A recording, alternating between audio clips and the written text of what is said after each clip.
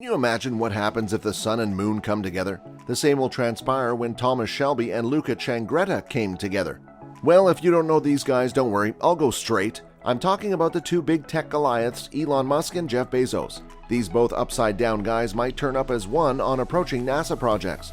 Don't you know anything about it?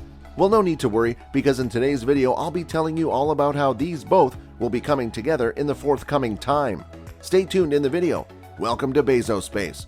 Don't forget to subscribe to our channel and press the bell icon to never miss an update on Amazon, Blue Origin, or anything related to the talented, influential tech icon and billionaire Jeff Bezos. That being said, let's begin. Now, NASA is currently working on a project called the Artemis program, which is an undertaking to place astronauts on the lunar surface and acquire a steady presence there. The program's name is derived from Artemis, the Greek goddess of the moon and twin sister to Apollo, whose namesake program first brought crews to our natural satellite 50 years ago. Under Artemis's umbrella, there are many components. First is the Lunar Orbital Platform Gateway, a station around the moon that would enlarge humanity's presence in space and furnish a platform for scientific experiments and outings to the lunar surface. The gateway would be sent into lunar orbit by the agency's Space Launch System, or SLS, a gigantic new rocket NASA is assembling. Four-person crews would access the station using the Orion deep space capsule and remain for 30 to 90-day stints. Part of the Trump administration's push towards the moon constitutes an enlarged role for private aerospace firms, which are aspired to develop hardware and potentially kickstart a lunar economy.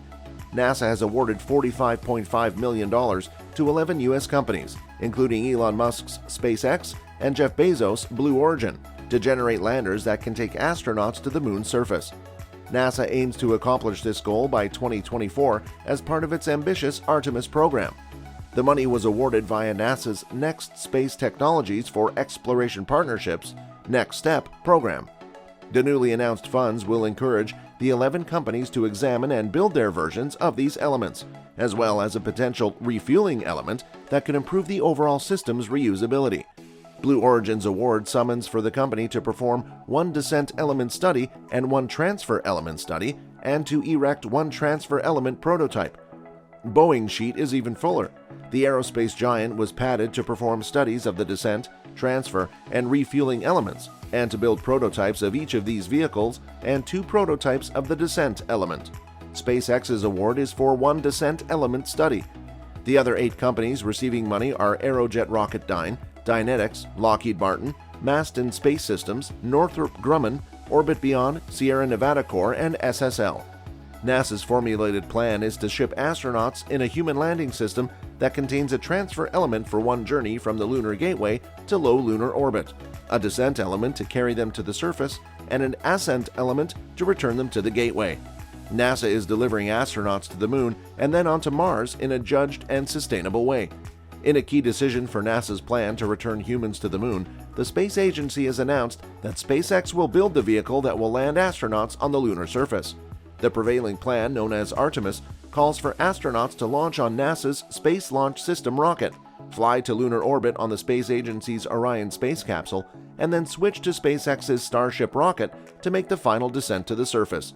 In April, NASA awarded a $2.89 billion contract to SpaceX to develop an HLS for Artemis, selecting the SpaceX proposal over propositions by competitors Blue Origin and Dynetics. NASA clarified in a source selection document that a primary factor in its decision has cost. The space agency would have liked to have contracted with 2 companies but could only afford one, and the SpaceX bid was the softest of the 3 by a wide margin.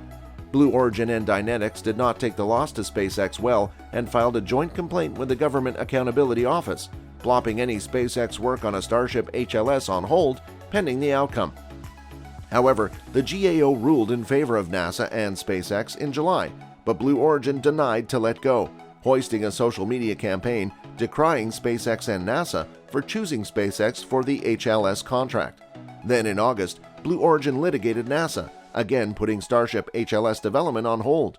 Blue Origin finally lost its lawsuit on November 4th, so Starship HLS was back on, but not on schedule.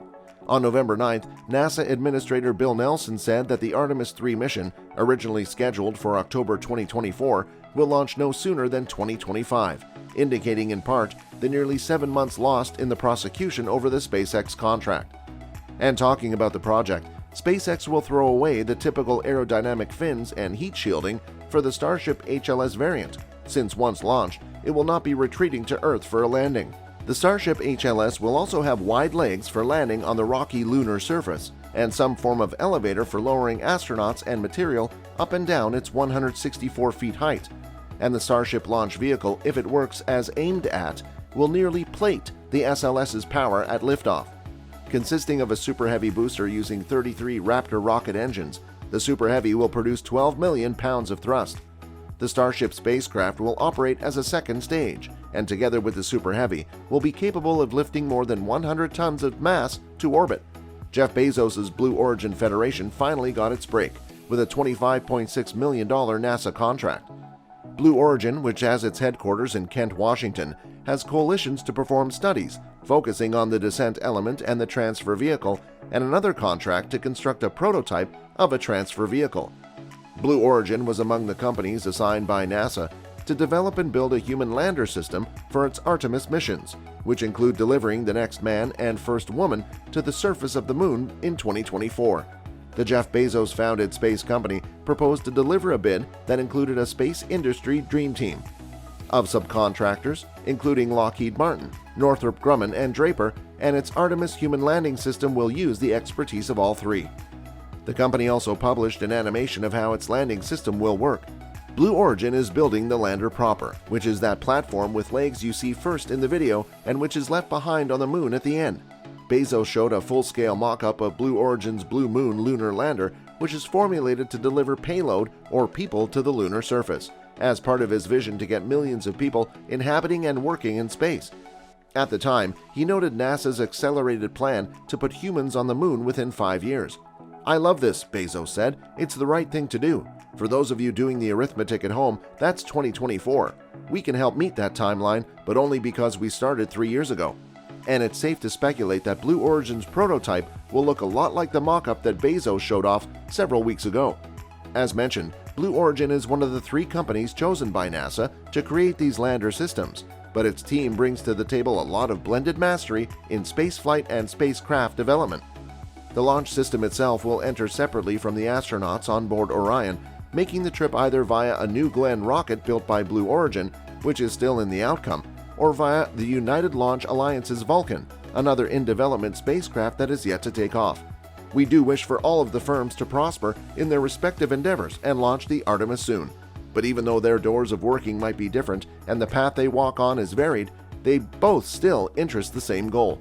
And if these two mega brains come together, no one will be able to stop them. Well, apart from our expectations and thoughts, what do you think about the shared goal of Elon Musk and Jeff Bezos? Should they both collaborate and work as one? Let us know in the comments below. And most importantly, if you want to be updated on every single topic related to Amazon, Blue Origin, and the billionaire tech icon Jeff Bezos, then you should consider subscribing to the channel and pressing the bell icon. See you in the next one. Until then, peace.